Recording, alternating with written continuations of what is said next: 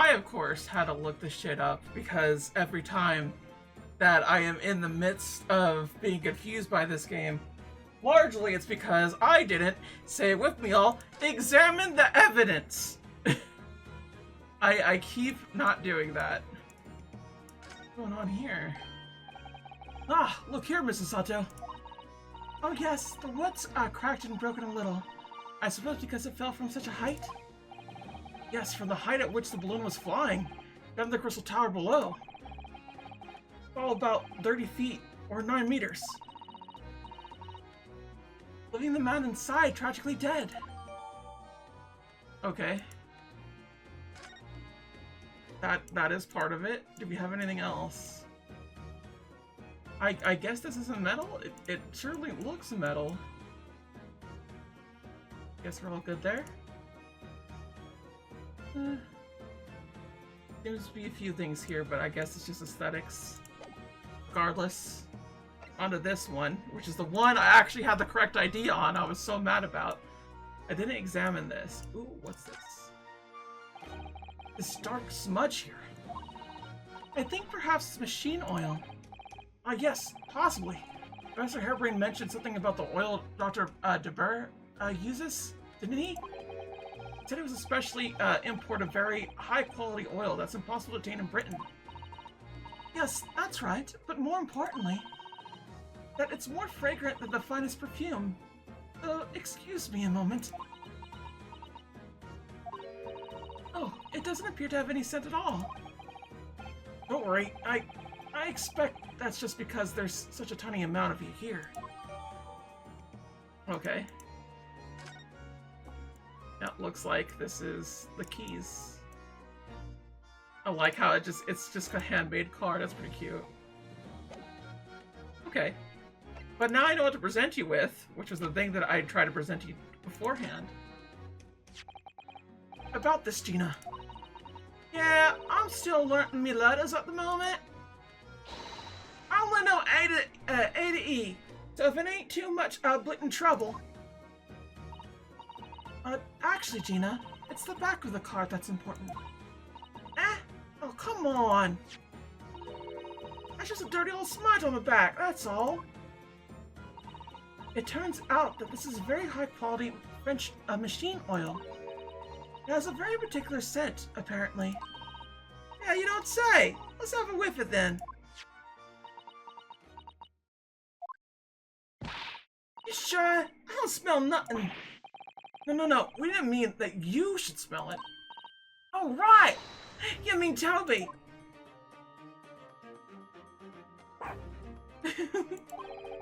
His sense of smell is so good he can track people over the oceans, can he? Professor Harebrained informs us that this oil is unique to Mr. DeBur's workshop. Look at little sniffers. Oh, it's so cute. It's so cute.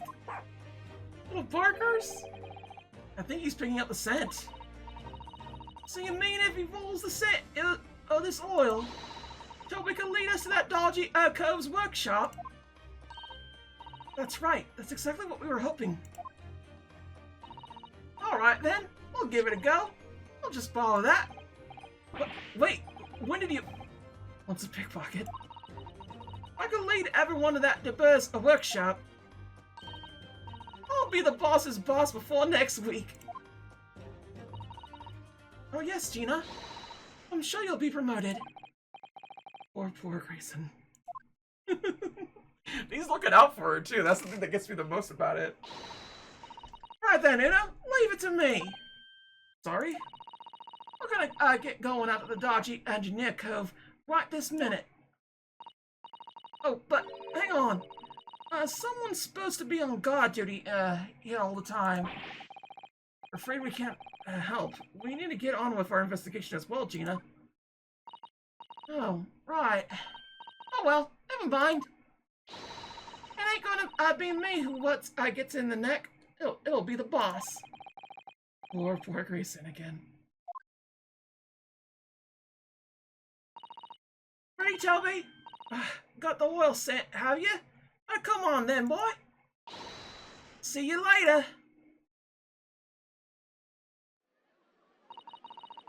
do hope the scent of the oil leads them to the swindler's workshop.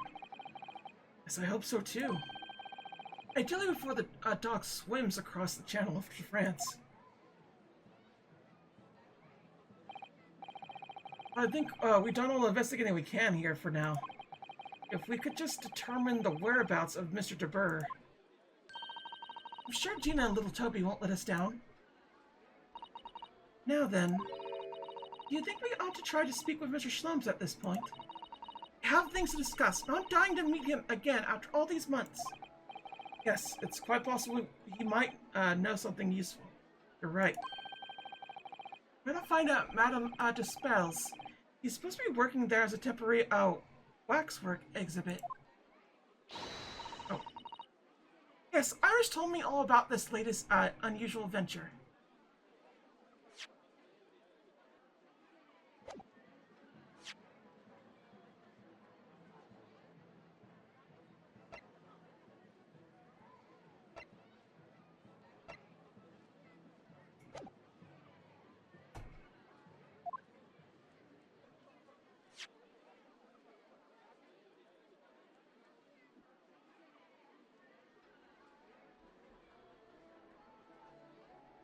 Yes, it's quite possible we might know something useful, you're right.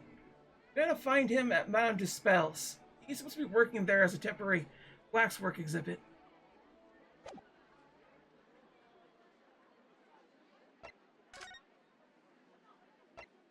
Madame Despels. The 23rd of October. Madame Despels. Museum of Waxworks. Here we are again, at the House of Horrors. Afraid I haven't gotten used to the place yet. I'd still like to turn on my heels and go straight home. Via the convention area, of course. Salta-san really is after something sweet today, isn't she? What's the matter? Look, Miss Leonardo! Look at the waxwork! I'm quite sure it wasn't there before. It looks exactly like Mr. Schlum's down to the very last detail. Aha! What is it? Oh, sorry. I think you'll find that's the temporary waxwork himself. Ah, the friend of my dedicated employee. Yes, hello again. It's Renosuke. Renosuke, Naruto. I must say, I am quite spellbound by the great detective. He is a marvel.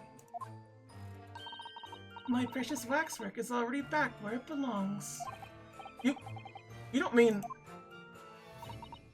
But yes, the mystery is solved already. Wow, Mr. Solms could really engage his brain when he's hungry enough. So as you could see, he has returned to his habitual duties. Yes. His habitual duties?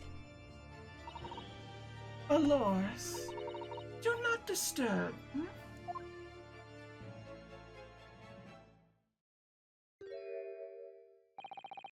Poor Susato-san. She looks very perplexed.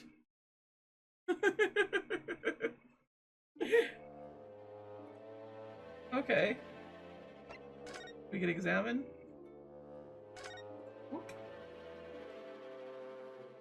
Hello. We really do need to speak with Mr. Schlums. I'm longing to say hello again. But where is he? I think you might find that he's quite nearby, actually. Oh? What do you... Indeed, my dear fellows, it is I! The world-famous great detective in waxwork, Sherlock Schlums.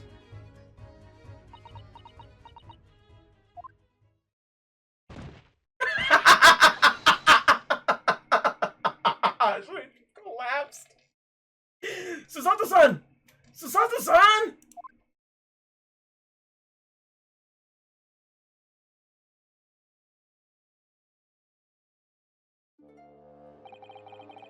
My most humble apologies.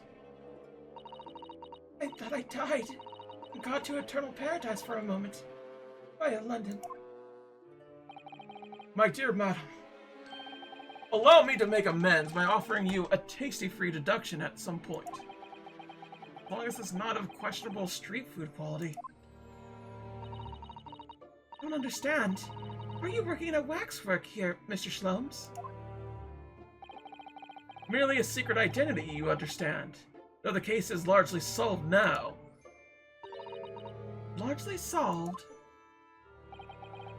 We're talking about the waxwork abduction, I presume? Indeed we are, my dear good fellow, as I predicted. It was an easy as proverbial pie. Though I confess, I've yet to partake of a pie, proverbial or otherwise, or any food so far today for that matter.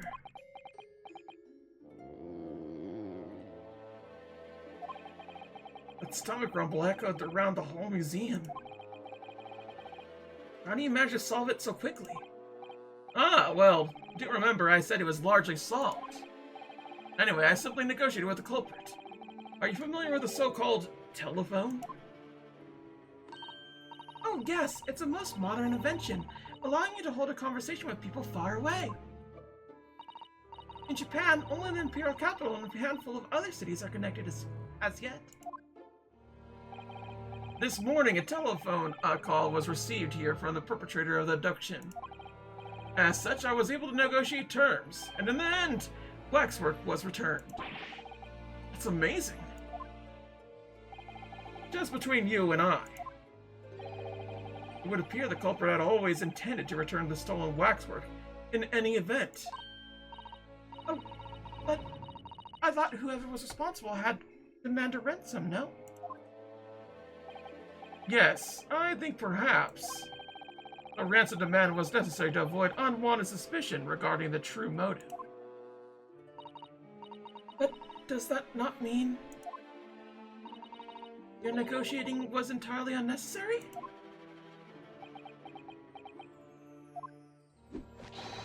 A fact that I must ask you keep from Madame Dispel at all costs. A hungry young Iris awaits my return to Baker Street after all. Poor Iris. Now then, I do sense that you have some business with this great waxwork. Sure. I'm gonna show you this again, because I can. Presento.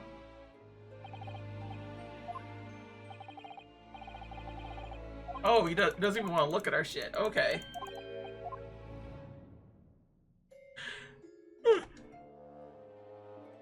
Okay, fine. I'll converse with you then. We're in the process of trying to track somebody down. Oh? Yes, a man by the name of Anoch Deber. He's the swindler who duped a Professor Hairbrain and the engineer who built the kineticist machine. A swindler and an engineer? Quite the modern man. Also seems to be a conjurer of sorts, too, with considerable knowledge of stage magic. We really need to locate him before the trial resumes tomorrow morning. We have some few clues to go on, that's the trouble. Do you have any good ideas? I have no data yet. It is a capital mistake to have good ideas before one has data. If I knew something of the man's appearance, at least, I may be in a better position to help. Yes, Deber's appearance. Fortunate for you, however, presently I have little to occupy myself and little to fill my stomach. As soon as you find any clue, no matter how small, I shall gladly give you my thoughts on it. Okay. So let's present him with peace. Mr. Shlomes, would you cast your eyes over this photographic print? It's of Mr. Notch Treber. The face of the engineer we seek. Well, all Englishmen look broadly the same, of course. But looking at the photograph won't be particularly instructive. Are you alright, Mr. Shlomes? Ah, yes, forgive me. Very interesting, this. Very interesting indeed. What's wrong, Mr. Schlums? You've turned quite pale all of a sudden. Why did he turn pale? Mr. Schlums, did you lie to us? My dear Mr. Naruto, stay that piercing stare. What is this about? Last winter, when we were first on our way to Britain aboard the steamship, your words are very clear. So then let us unravel this mystery and discover what offense led to this curious murder. You told us that it was murder, and you examined Kazuma-sama's body. Indeed. And wherein lies the problem?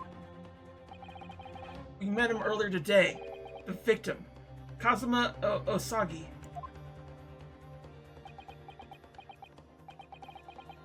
You're quite sure? He was wearing some sort of mask, was apparently suffering from amnesia. But yes, I'm quite sure it was Kazuma-sama.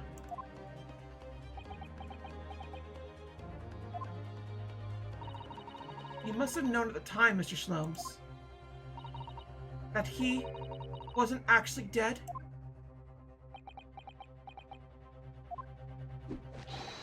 Well, I can only assume I was swept up in the murderous atmosphere of the moment. But the fellow wasn't dead at all? Priceless. I don't suppose that performance would pass muster, would it, Miss Narada? I could believe that the crewmen present at the time made a mistake. But not you, Mr. Slomes? Will now tell you something of the first importance, my dear fellow. Great detectives are wont to lie. It will serve you well to remember that. Please, Mr. Slomes. Tomorrow in court, you'll find yourself on the threshold of a very great mystery. For now, I'm afraid that is all I could say. I have a suggestion, Mr. Naruto. Will you indulge me? Oh, well, what is it? As I explained to you when you arrived, the missing waxwork has been returned. And I personally reinstalled it in the exhibit from which it was taken. Behind those thick curtains. Oh, yes, the professor exhibit, wasn't it? Would you like to see it for a mere 5 shillings? That's a special one-time only price, you understand. What? The opportunity won't come again, I might add. Would you like to see the fruits of my labor? Oh, well, we do have a rather pressing investigation to carry out. Perhaps we could postpone? The price is a very reasonable 5 shillings. I think you'll find it's well worth it. Are you being quite serious, Mr. Slomes? Surely you need only look at my expression to assertion if this is seriousness or silliness. Never tell with you. That's the point. Very well. It couldn't hurt. Here's your 5 shillings. Gratefully received. So, the special exhibit awaits behind the curtain. I invite you to peruse it at your leisure.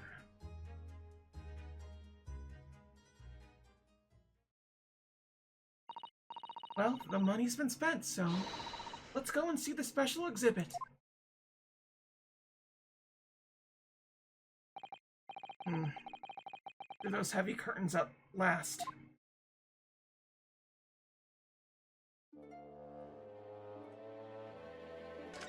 Examine on. 5 shillings we've had to pay. Doesn't seem right somehow that Mr. Sloane slipped the money into his own pocket, does it? No. Ah! We should ask Gina to retrieve it for us, using her special skills. Pickpocketing police officers and diddling detectives. Is that what makes Britain great? That is not a good sentence to have as a frame, but sure. Not to mention demigod prosecutors taking the law into their own hands. Or chip-loving inspectors. Inspector Grayson comes off rather well in that list, I think. He does. Grayson's a good one. 23rd of October. Madame Tuspel's special exhibit. Oh, what? Well, this is really fancy, though. Oh dear, I felt a shiver run down my spine as soon as we walked in here. Mrs. Sato!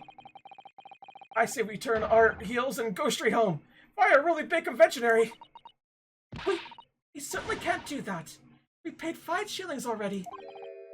True. Actually, now I'm looking a little more closely. We've paid good money to see an exhibit that's clearly incomplete. The nerve of the great diddling detective is far more terrifying than anything else in this place. This must be what Mr. Sloanes meant when he said that the case was largely solved. Be that as it may, Mr. Sloanes heavily implied that there be a clue about the red engineering here. And he? Where?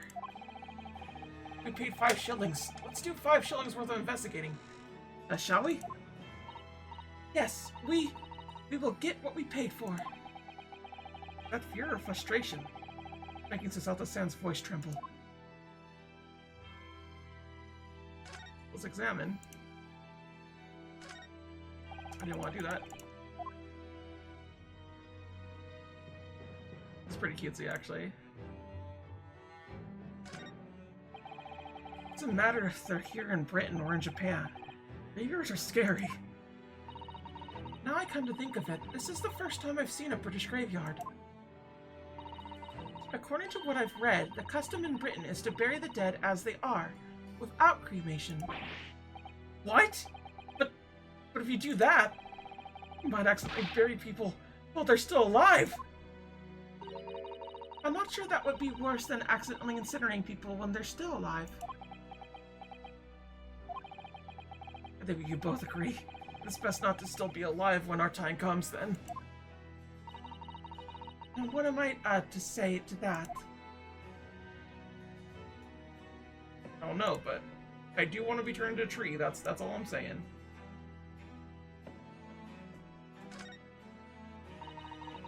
This must be the killer. The fiend known as the Professor. Yes, I think so. According to what Madame Duspel said, he killed 5 victims, all noble or royal blood. The waxwork is so lifelike, isn't it? Like all the models in this place? No. Looks like it could start moving at any moment, doesn't it? If only it had a head, that is. Perhaps we should examine it a little more in detail.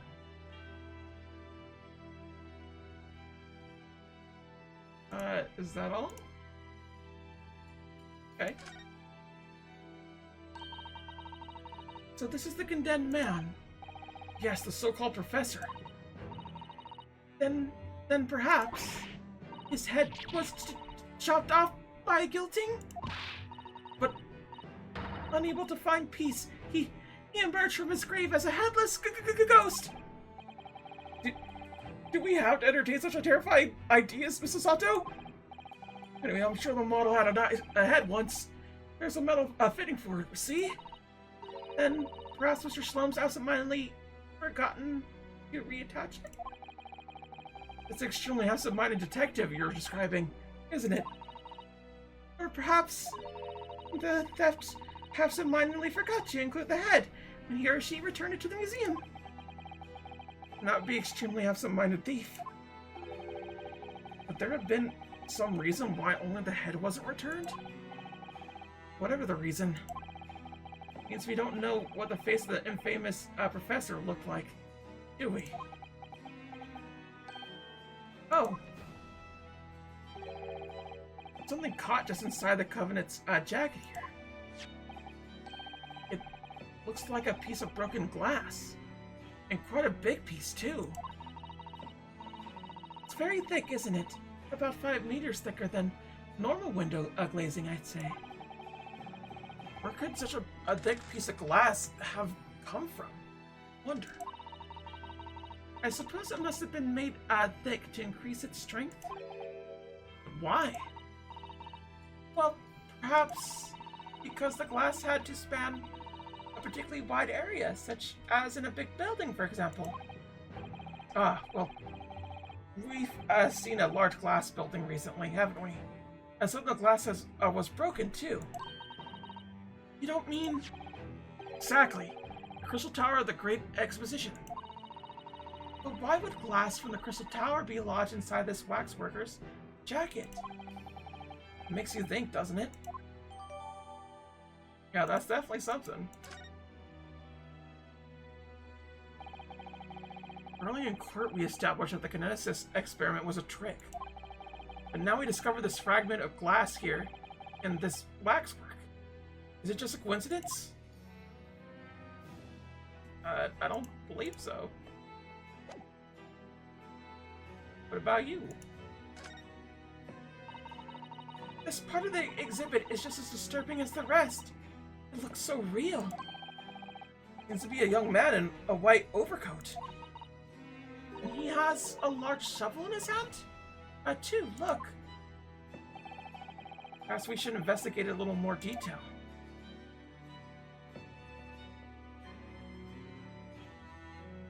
Okay.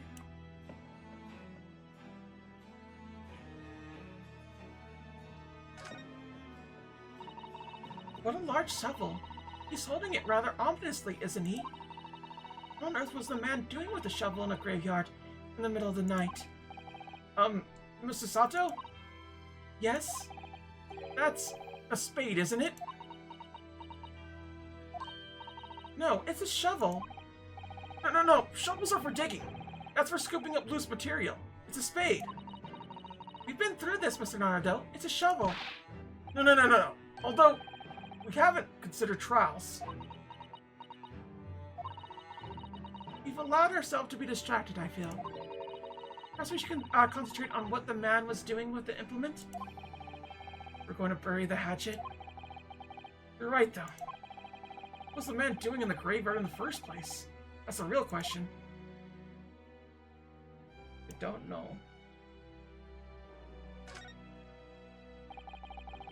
What's this here? Well, this would appear to be the lens in the middle, so I believe it's probably a camera. A camera? But it's so small! British technology is incredible, isn't it? I mean, what about Mr. Shlom's skin prints? I think perhaps you should treat Mr. Shlom's inventions as exceptions to the rule. But anyway, why would the man be in a graveyard at night with a camera? I wonder. Perhaps he was trying to capture the moment a dead body came back as a ghost on film? We'll just borrow this for a little while, I think. Okay. Now looking at the photographic plate inside the camera, you see what picture was taken. What's a photographic plate? The piece of glass coated in a special emulsion that reacts to the light coming in through the lens. When we open the cover at the back of the camera, we should find it. Let's have a look. Let's see yourself, Sato-san. Eyes are shining. You really do like machinery, don't you?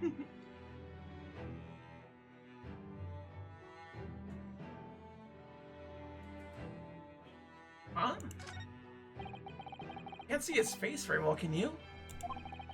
As if I just... Oh! Do you think you should be handling the exhibits, Mr. Naruto? I'll put it back exactly as it was, don't worry.